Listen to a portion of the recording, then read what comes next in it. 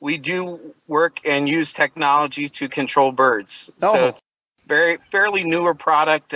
2019, in the summer 2019, we offered our second generation laser. Whoa. You're talking lasers? I were thinking sound, like audio, decibels. Yeah, not carrier pigeons. Where did you find this software, Tanner? This is like lasers. I'm in. All right, I need more. Ladies and gentlemen, farmers, ranchers, and distinguished guests, thank you for listening to the Farm for Profit podcast, where we discuss the latest ideas, methods, trends, and techniques available to help your farm achieve higher levels of farm profitability. The Farm for Profit podcast is co-hosted by Tanner Winterhoff, the Iowa Bankerman, and David Whitaker, the Iowa Land Guy, where in tandem they will share their ideas and advice from industry experts. Thank you again for listening to the Farm for Profit podcast. Remember, if you aren't farming for profit, you won't be farming for long.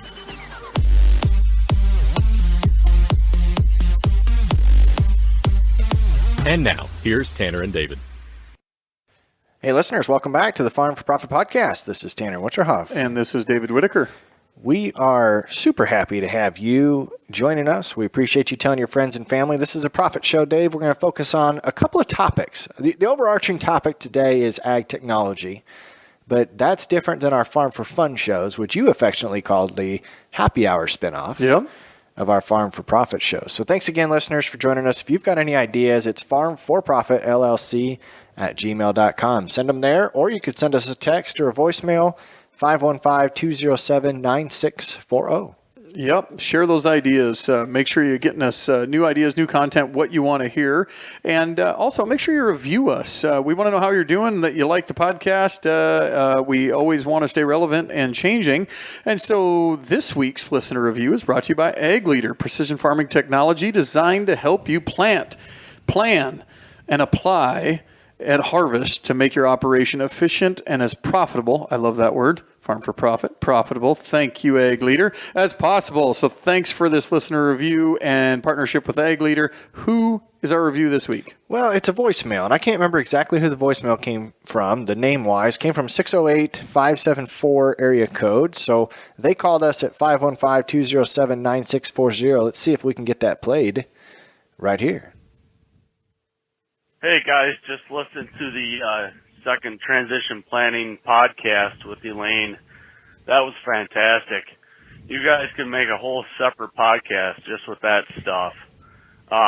Really appreciate you guys putting that together, and we'll keep listening. Thanks. Bye. There you go, Dave. That was a pleasant voicemail from a listener. We appreciate the feedback. That way we know that things are bringing value to you as a listener. And the exciting thing is by the time you heard that voicemail, you will know that next week we talk to Elaine again.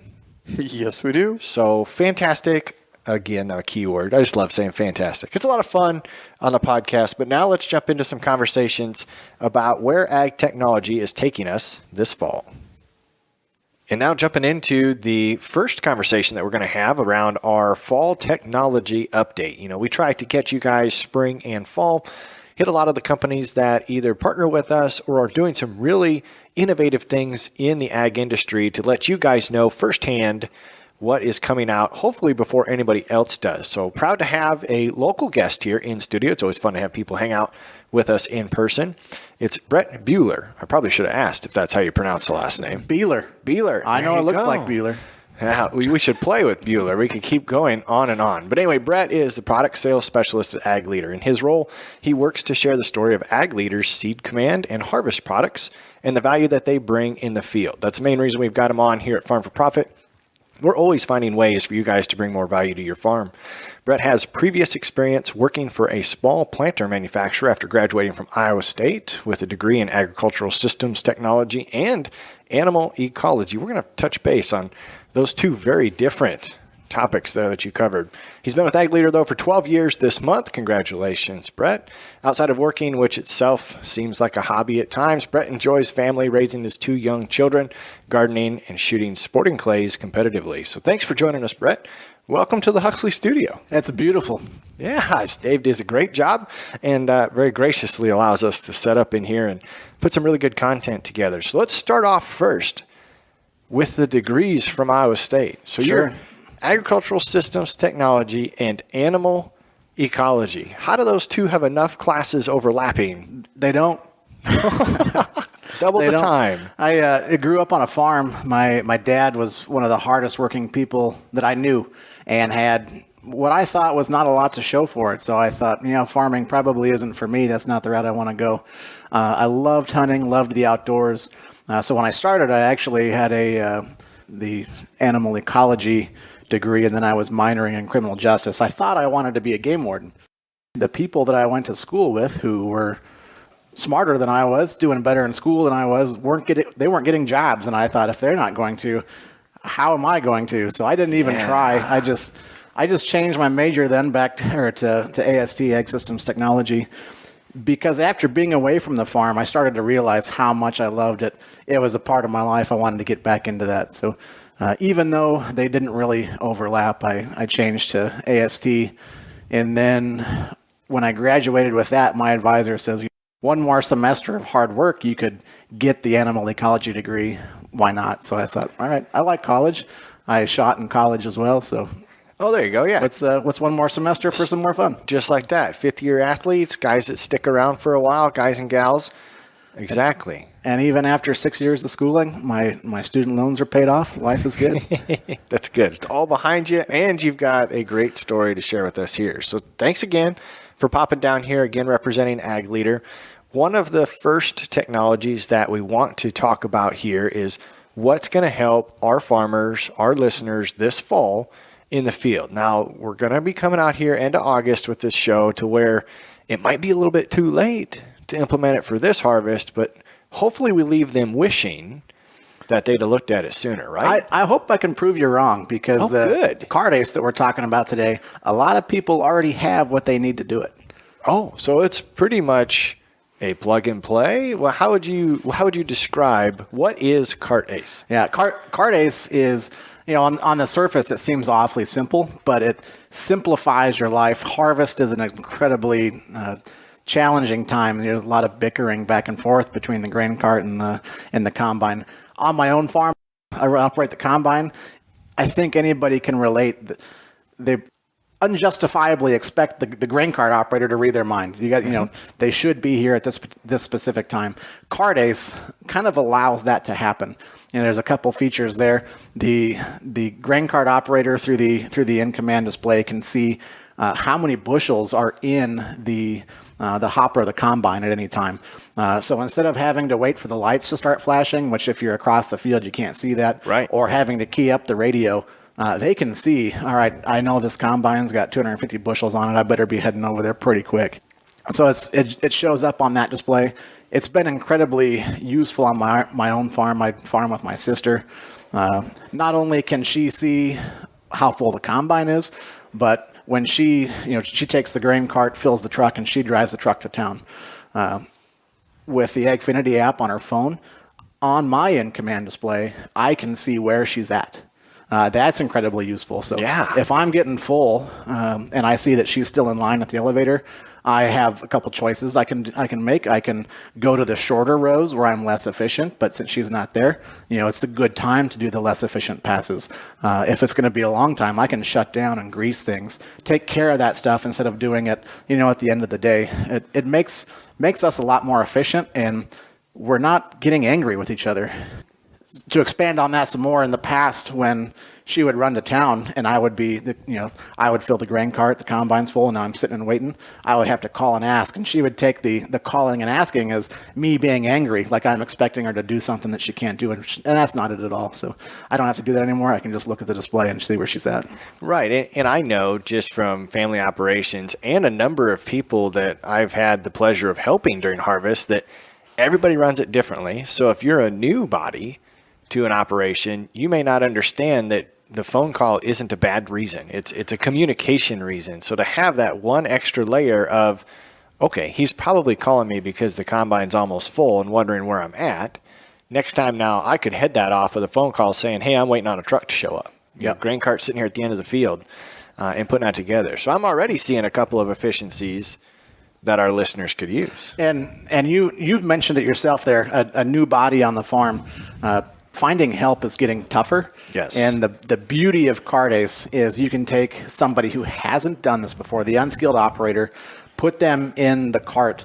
They can see how full the combine is, which is one feature that we've talked about already. Right. But on top of that, once they get the cart close to the combine, the touch of a button, it steers itself.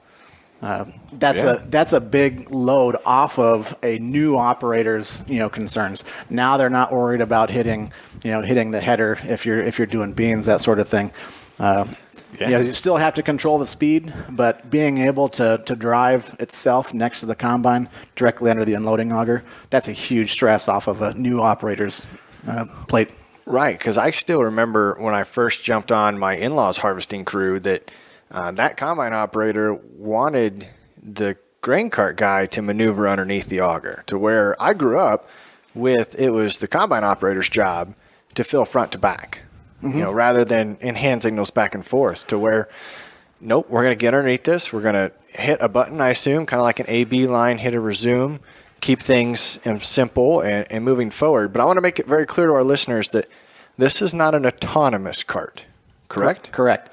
Yep, this is a very simple feature that just provides an immense amount of value. We can get into what it takes to do it, and a lot of what it takes, the hardware-wise, people already have. If you decided you wanted to do this tomorrow, and you've already got in-command displays, and you've already got a steering system that is coming out of the planting tractor or whatever you're pulling the grain cart with, you're ready to go. You might need a couple unlocks, but you can get that at a moment's notice. So can you run this with multiple grain carts and combines, or can you run multiple grain carts with just one combine? You can do it however you want to on your operation. If you've got multiple combines in one cart, that's fine. You can run multiple carts with one combine, but I bet a lot of people aren't harvesting that quick to do that. But a mix of either or. You can have multiple combines, multiple carts.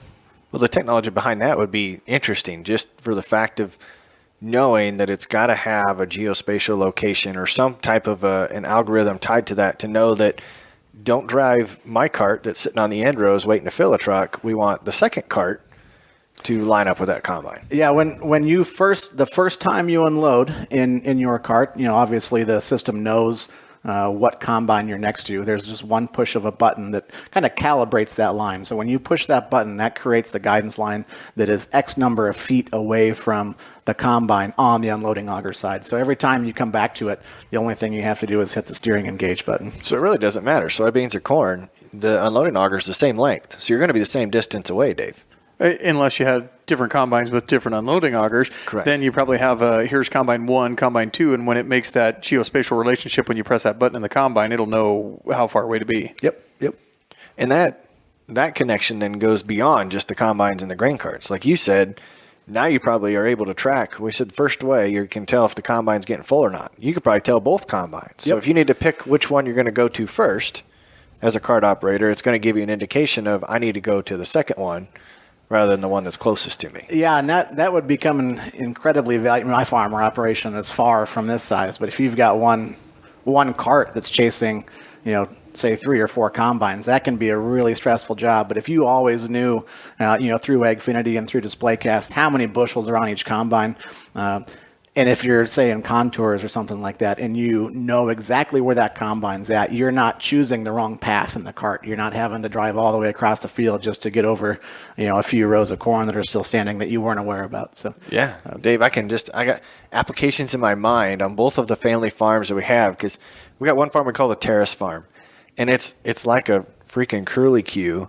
all the way to the top of the terrace, and if you go the wrong way, you're potentially going 10 minutes out of the way, and the combine's going to be sitting there waiting on you. Yep. Yeah. That's and I've seen that happen. When we were first launching this product, I was out with a guy who we had just put it on, and he wasn't using it yet, which I didn't know when I had pulled in there, and I saw that the grain cart was driving down the wrong pass of the field. I was flying overhead with the drone. And I stopped and I said, the whole purpose of this product is to prevent that from happening. And they said, yeah, we didn't have it turned on yet, so our bad. Well, and I wonder, Tanner, if I just actually came from a farm visit with the local farmer, and while we were there, his 12-year-old kid called And he's like, it's my son. I got him in the bat wing right now. He's like, that's his training. We'll see how close he gets to the fence row before we let him start doing some grain cart operation. Now, did we just empower 11 and 12-year-olds? Well, as we discussed, it's all level of skill, because now, I know of the other technologies available on the market for a driverless grain cart. And a lot of our listeners have given us feedback that, well, truck drivers don't want to get out of the trucks to load themselves. They are driving truck. And same thing, finding skilled truck drivers. The labor pool is just such a tough thing to pull high-quality talent from, to where this can make an average cart operator above average because of the consistency. You're not questioning, you're not worrying. It takes a lot of stress off the combine operator. Yeah, absolutely. It turns anybody into a skilled operator. Does it integrate at all if they have a scale on the cart to know where the weight is, front side, back side? If you got front, I guess, cart, we're only going to have 2 scale monitors on it, but does it automatically position forward, backward, and kind of fill it and build the cart? Well, again, the cart itself is not it's not automated on running the tractor speed, so that's still up to the combine operator to adjust speed to fill that cart. Yeah. Mm-hmm. And that brings me back to a joke that I think comes up every fall, that we put scale heads on our grain carts so the combine operator can see how full the cart's getting.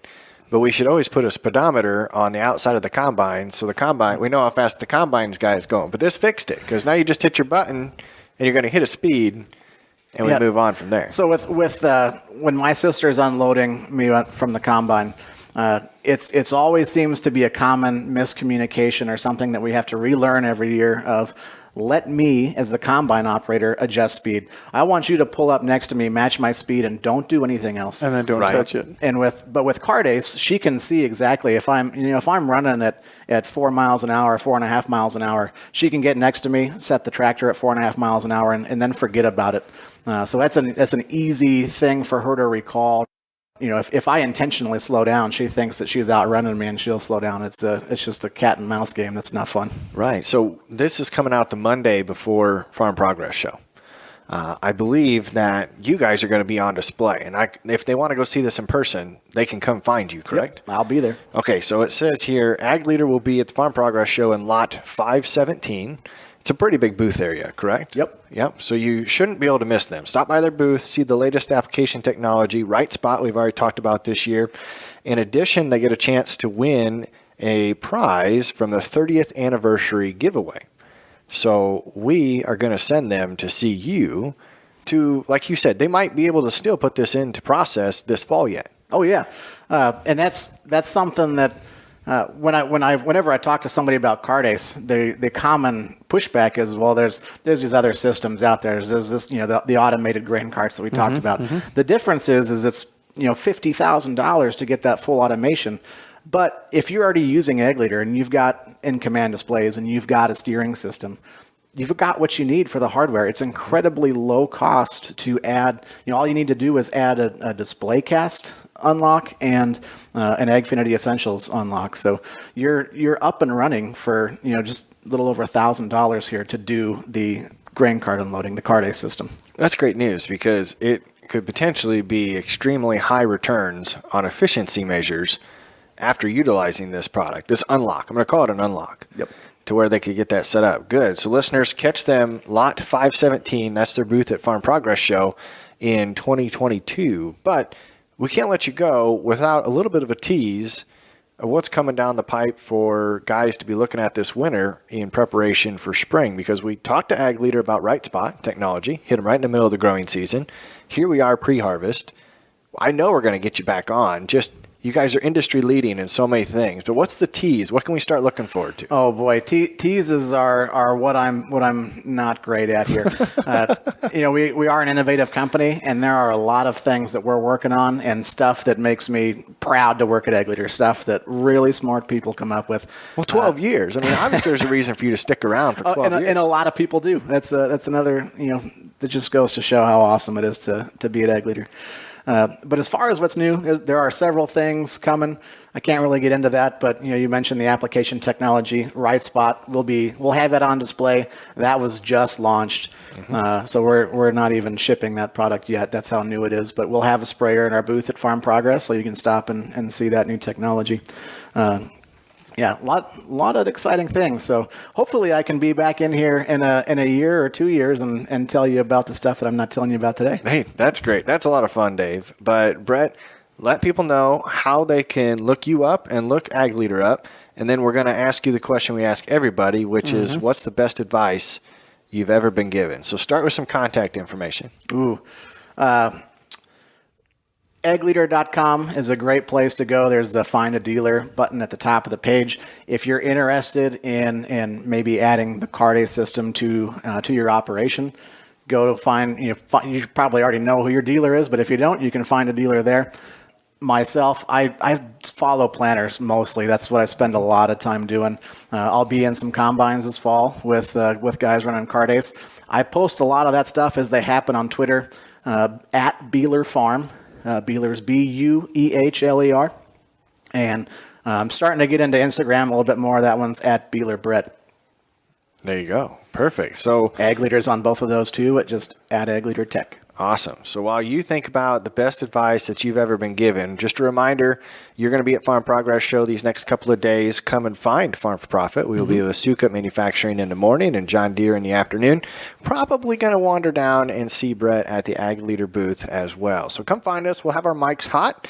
If you've always had a dream or a potential wish to be on the podcast, it's going to be a pretty good opportunity. It will. For sure. Come and see us. We hope the weather's really nice. Otherwise, we are under roof at both of those. So if it's raining, what better place to hang out? What better place than the Farm for Profit podcast? What's the best advice, Brett? Well, you just said the word opportunity, and that's probably the best advice I've ever been given.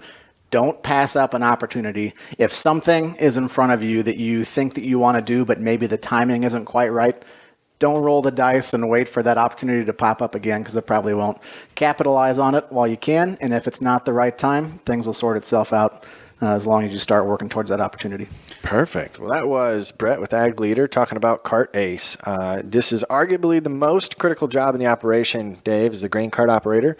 And this is a simple unlock if you already have some of the technologies in play. I was just going to say we should do a Twitter poll, see how many people already have Ag Leader set up in there. Yep, that this could be this could be an easy turn on. I'm guessing that I bet it's over 50%. We might have to do this. That's a good reminder. See if I can put that together here as this episode comes out. But thanks again, Brett. We appreciate you coming down and hanging out. Yeah, thanks for the invite. Another interesting new technology. I wasn't quite aware of this until I ran across this booth at Commodity Classics. So held this conversation, Dave, in my back pocket since March. I think it was March when that was. So glad to have Eric Kuck here. He is the Regional Sales Director for the Americas for Bird Control Group. So I asked you on the other one, Dave, what do you think Bird Control Group is? Man, there's so many companies with the name Bird in it. Is it really controlling birds, or are we just a technology? I'm just thinking that might be the name. Control group's got to be some kind of automated something or other. There you go. Let's take a look at it. Welcome to the podcast, Eric. Thank you. Thank you guys for having me. So Bird Control Group, guys are pretty close, somewhere in the middle there. We do work and use technology to control birds. Oh. So it's fairly newer product. 2019, in the summer 2019, we offered our second generation laser. Whoa. You're talking lasers? I were thinking sound, like audio, decibels. Yeah, not carrier pigeons. Where did you find this software, Tanner? This is like lasers. I'm in. All right, I need more. It doesn't explode them or anything like that. Nothing like that. We use a green light. So the green is the brightest spectrum of light that the birds recognize, and they view it as a threat. So what they're seeing over the crops, depending what kind of crop you're growing, and the bird activity, we will program a laser, automated laser, to go over and protect your crops, like a modern day scarecrow, something like that you could call it. It's we cover quite a bit of ground with just one of these lasers. I'm not going to lie. It would be way cooler If they exploded them. if it was like the cartoons to where the laser Yes. hit him and all of a sudden all you see is feathers. Yeah, That's what I was hoping for. So that yeah, but unfortunately, to be that strong, we would also poop everything else that the laser would touch. So. Laser guided scarecrow. All right. So I pulled off one of the brochures that I saw at Commodity Classic.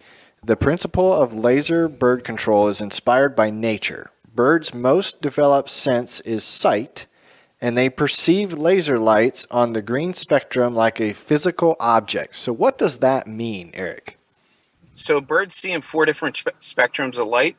You and I see in one. So they actually see, like in the fields, when grapes come into veraison, they'll actually have a UV coating on them. The birds can actually see that. So you'll hear farmers complain, these birds know when the fruit's ready before I know it.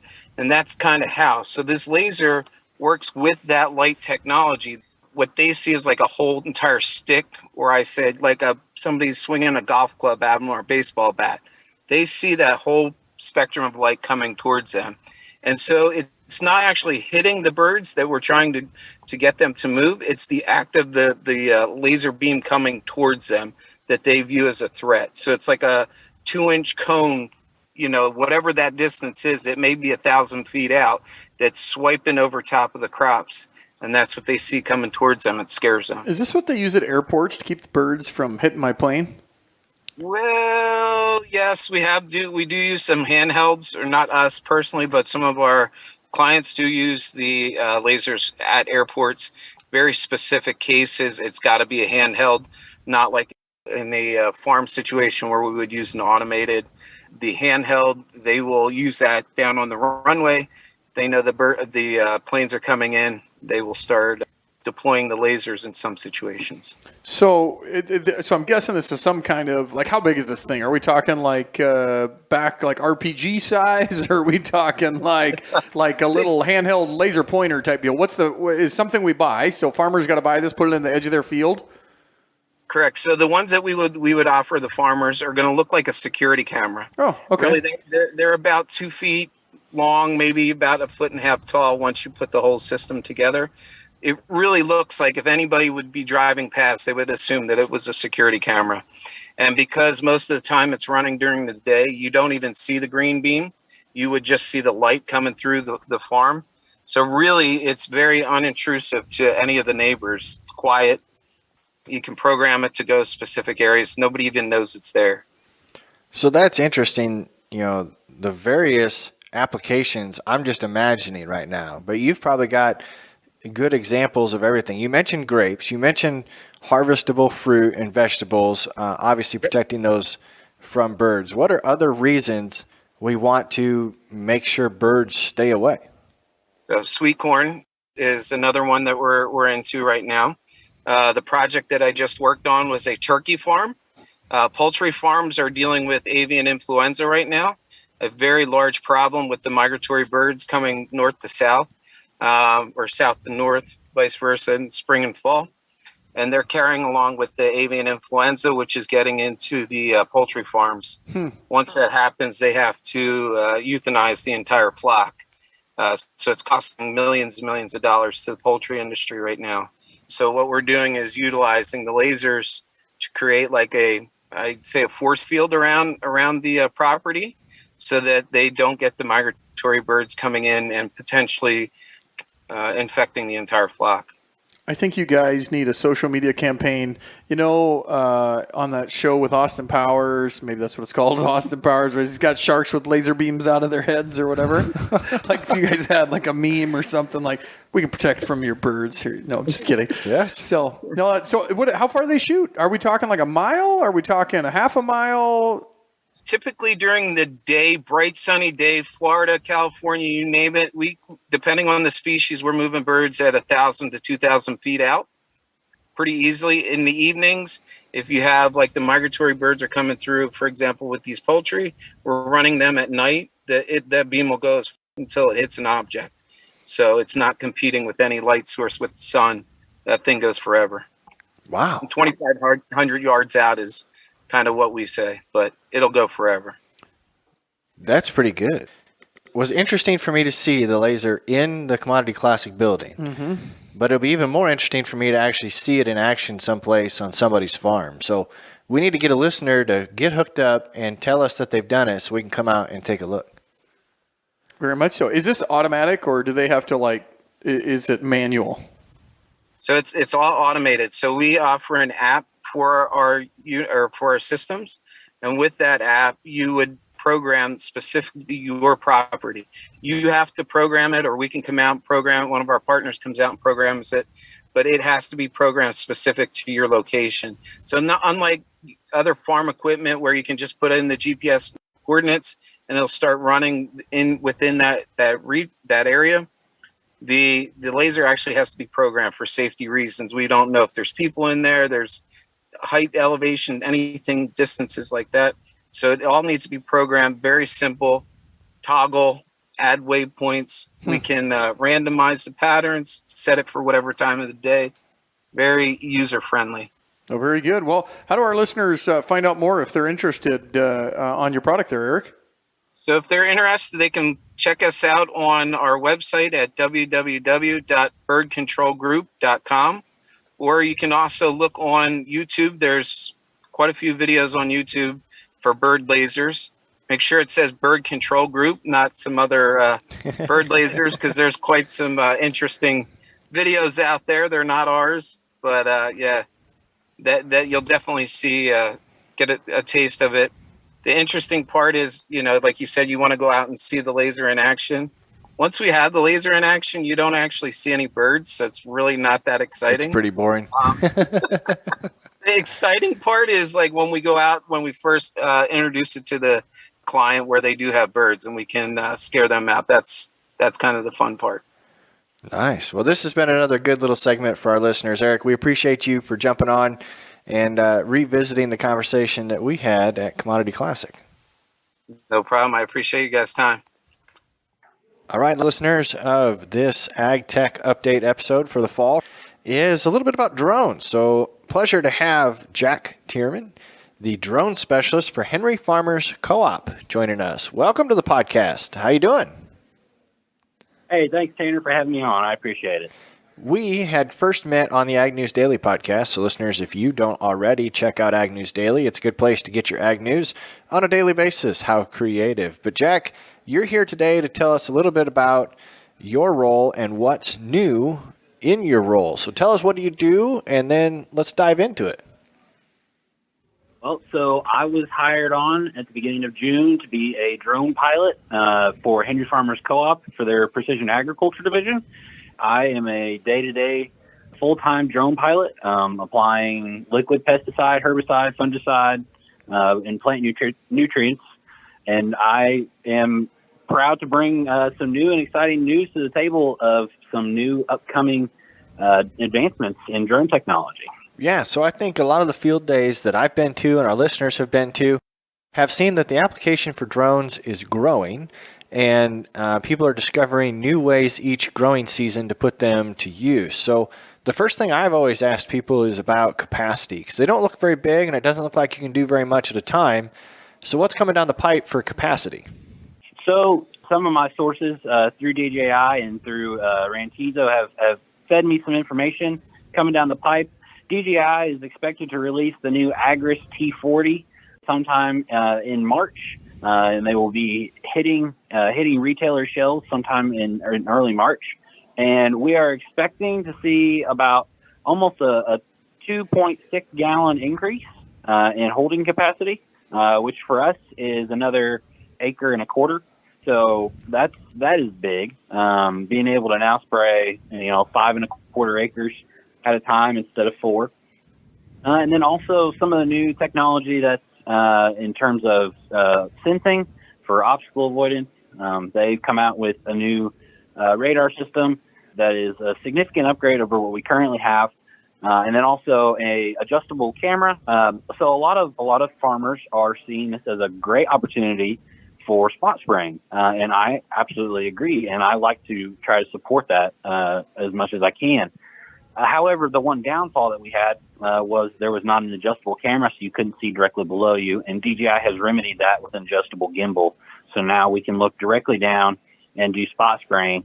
So that way, if a farmer doesn't want to field spray in its entirety, we can go in and do some spot spraying to eliminate whatever pests they may have. Oh, yeah. I could see that being a benefit to the new design. Is that going to change much? Is the physical design going to change much on these drones?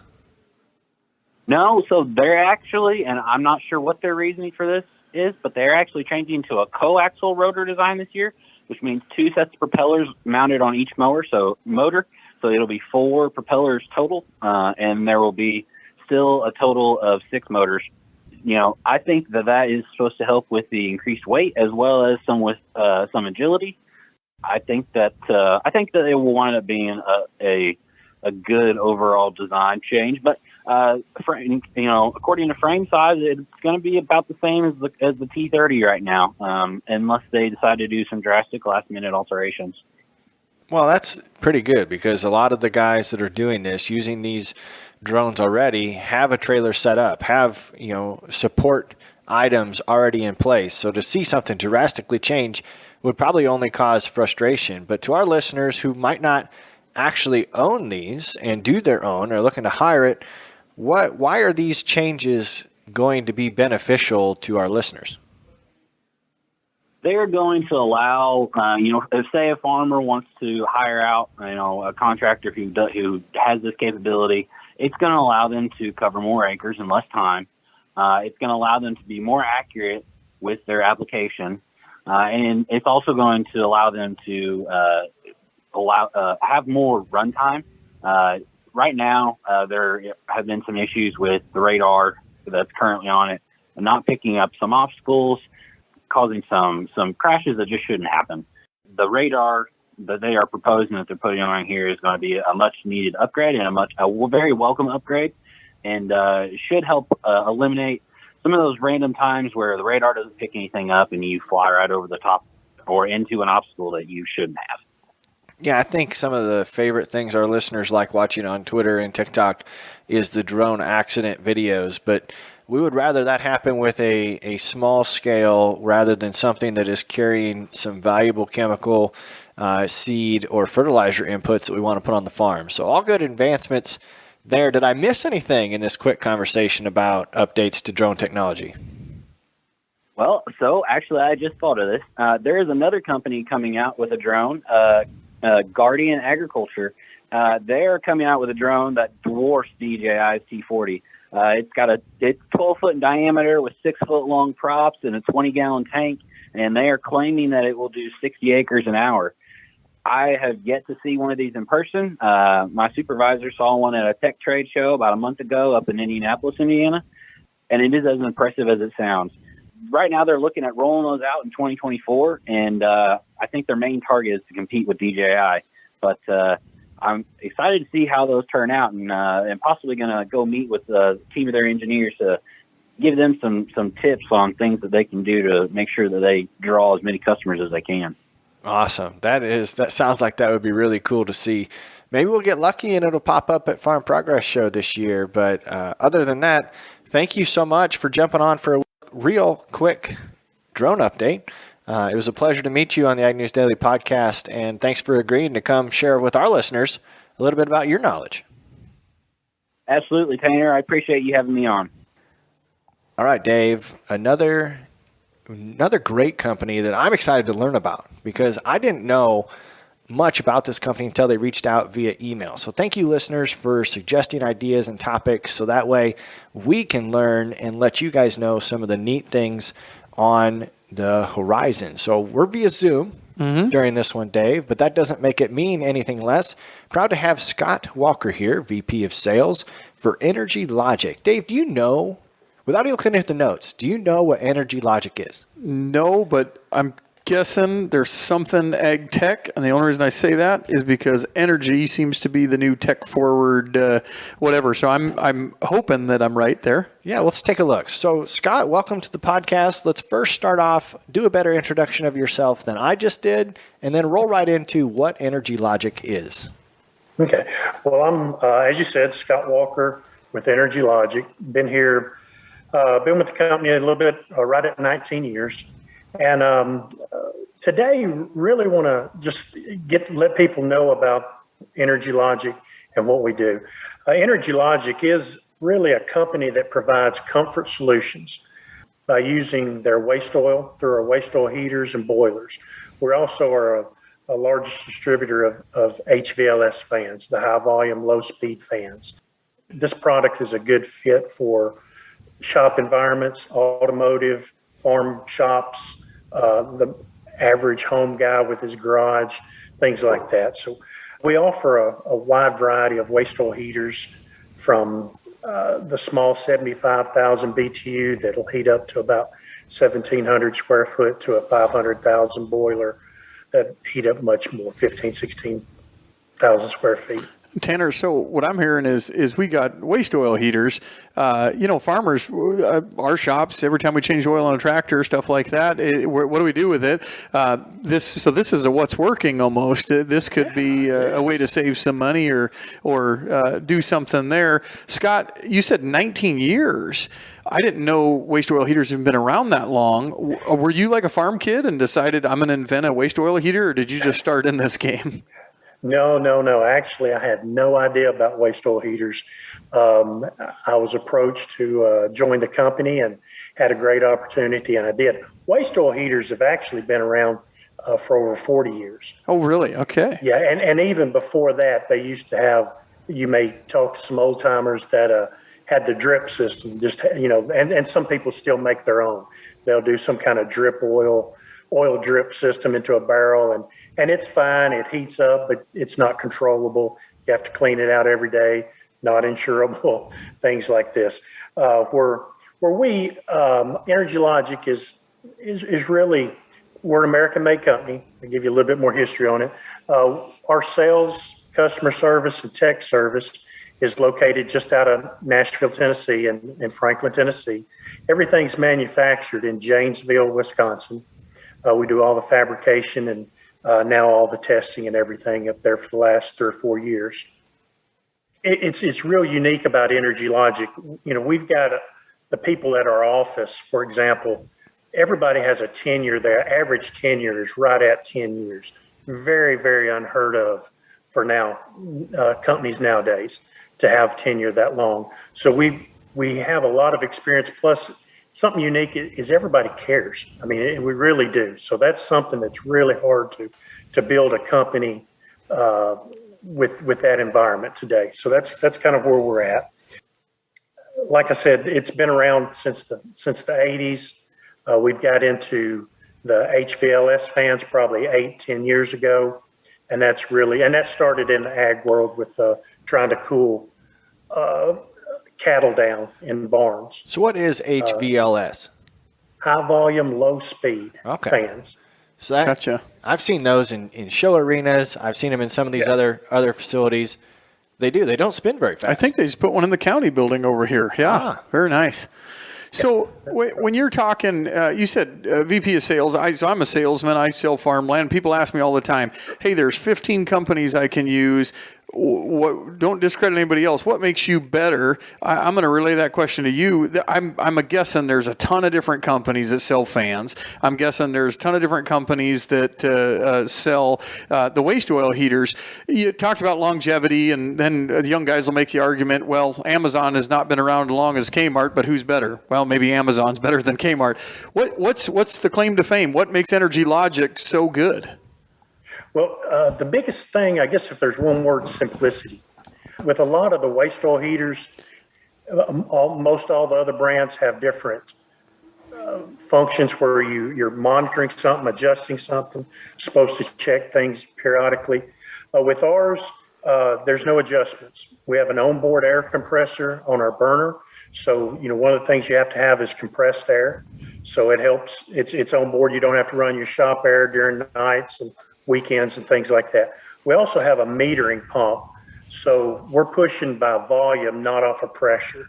And I know that to the first time buyer, this really means not a lot unless they're really doing their research. So there's kind of two type of people I'd like to try to talk to today. And one is a first time buyer. a first time person that's not really aware of the waste oil heater. Okay. And then 2, the one that may have had one or that understands the differences between these things. The other thing that we are kind of claim to fame is we try to dial in and get the optimum burn out of fuel. Okay, so you've got X amount of fuel going through it. And for example, 140,000 BTUs is 1 gallon of waste oil. So when that's being pushed, again, a gallon through the nozzle, a gallon per hour, that's not a whole lot. So we're trying to dial that in. It's sort of picture it like a blowtorch. You're dialing it in so you can get the maximum burn out of the fuel. So that's what we try to do with ours.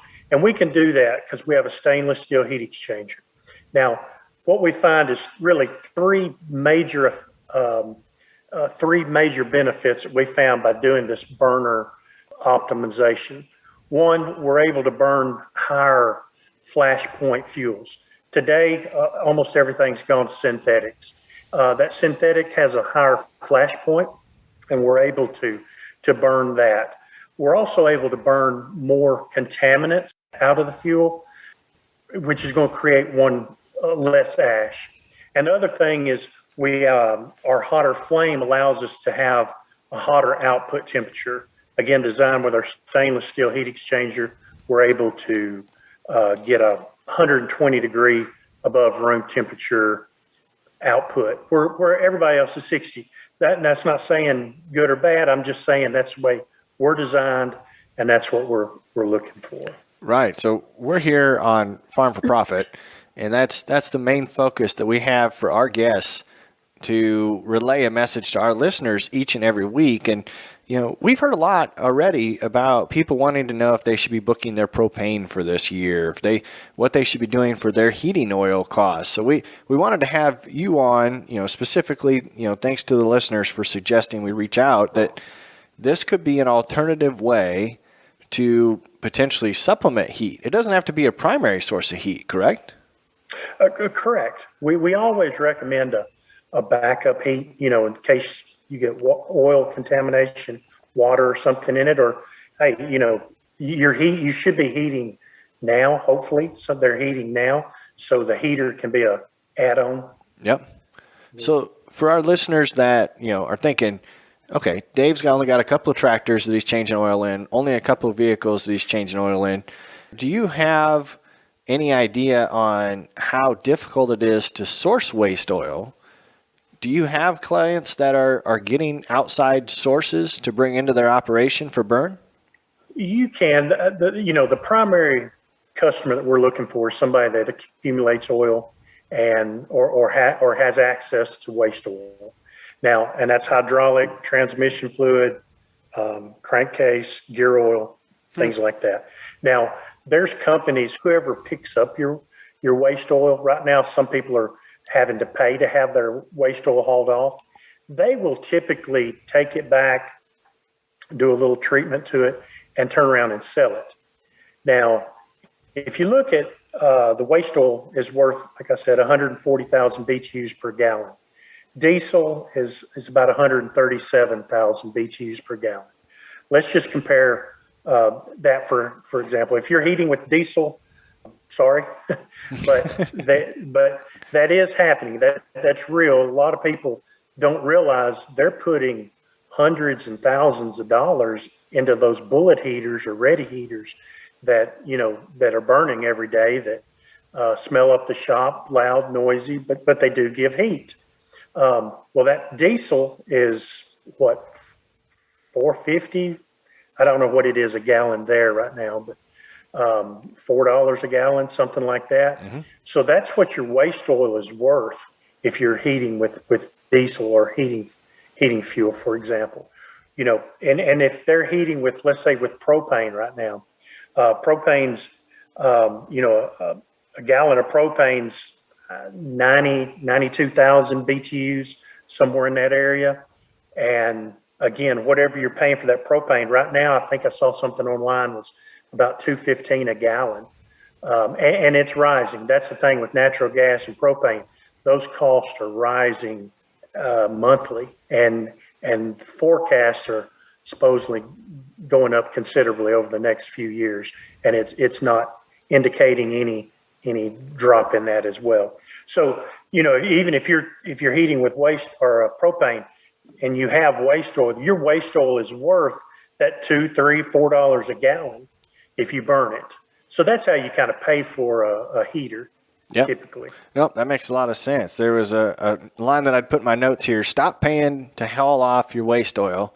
And of course, we don't want to encourage our listeners just to dump it in the driveway either, Dave. So a really good option there. So we really appreciate you, Scott, for joining us here.